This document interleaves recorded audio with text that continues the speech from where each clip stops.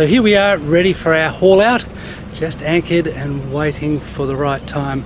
Now, as I mentioned last time, the stern gland we pump with grease so that it stopped leaking. As soon as the prop shaft starts to turn, that grease is going to come loose and I'm going to start leaking again. So it's nearly 7 o'clock and it's nearly time for us to go for our haul out. Let's see what happens.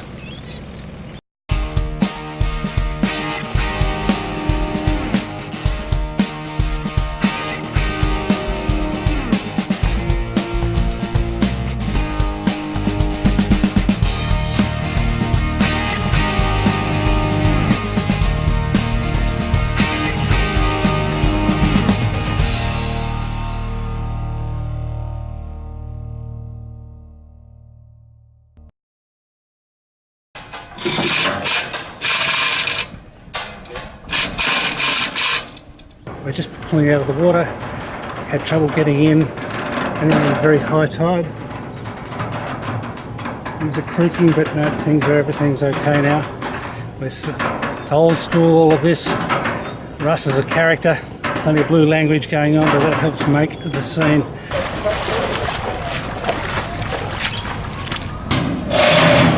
One at the back as well, you can't see the strap, the thing.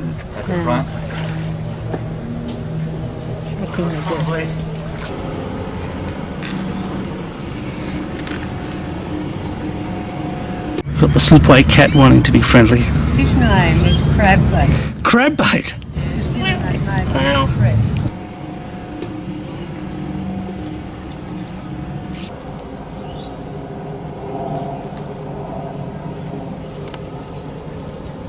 We're up, and the first stage of this anti-fouling process has begun. What I've done is used the high pressure cleaner and we've jet blasted off all of the moss, all of the barnacles, or most of the barnacles. Now it's just a matter of going and doing some sanding and just scraping away some of those more stubborn ones, and then I can make effective any repairs that I need to do before I start painting. It's not a difficult job, but it sure is a messy job.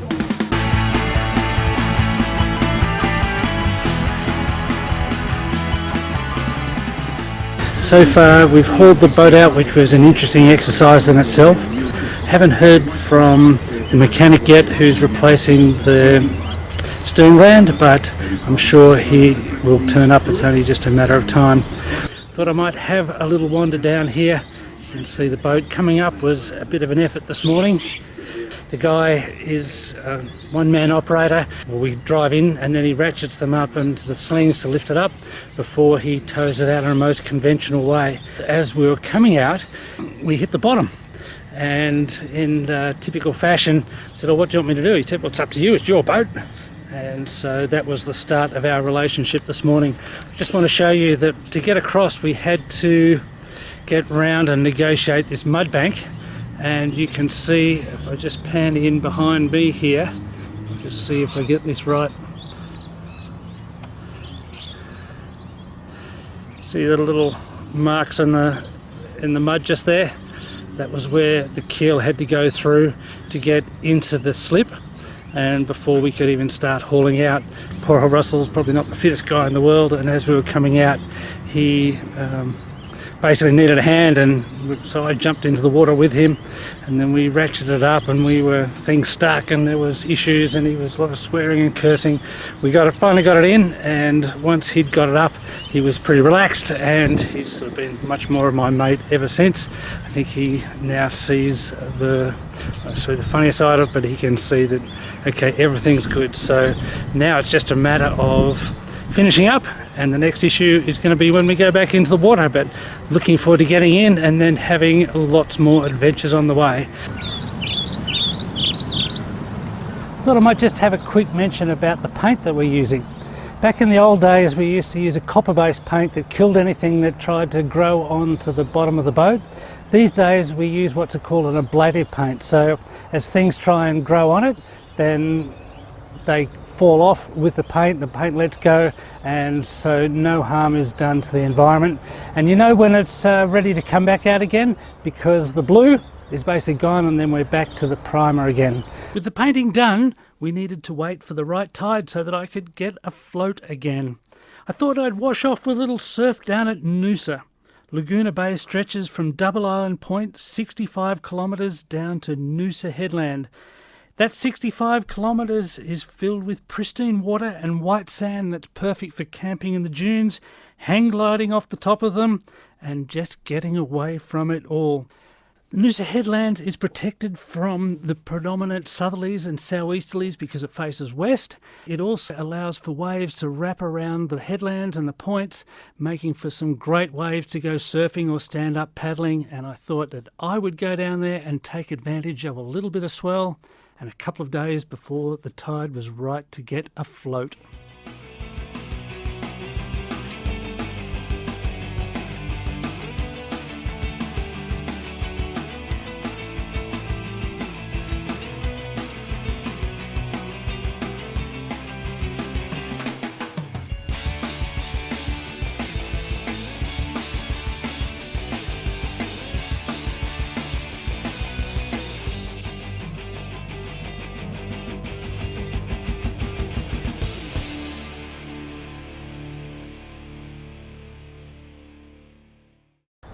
So, ready to go.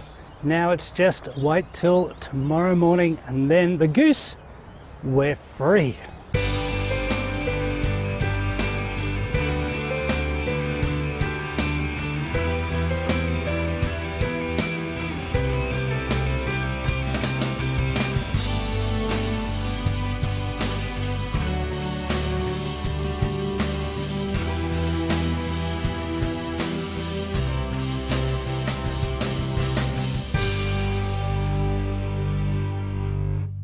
The concern here is that because he's basically off the edge on the other side, that if he needs to go back any further to help me get in the water, then he's not able to, so we might be stuck.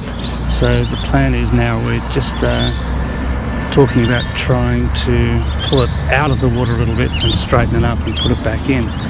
But he's concerned that he's not going to be able to, and the tractor is not going to be able to have the traction with the weight of the goose on it. Everything's gone a little tense here.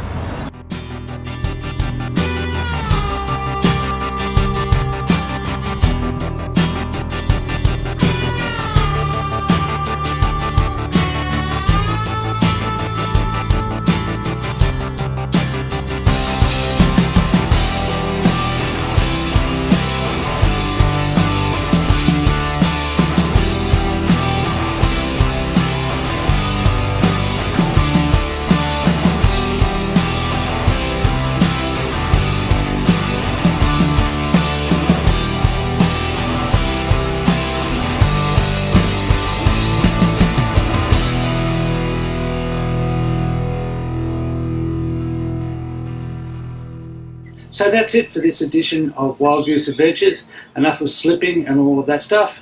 Next time we're going to go and have some exploring of what I call Bundaberg's Forgotten Lost City.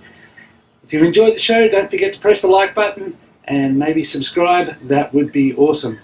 Until next time, smooth sailing.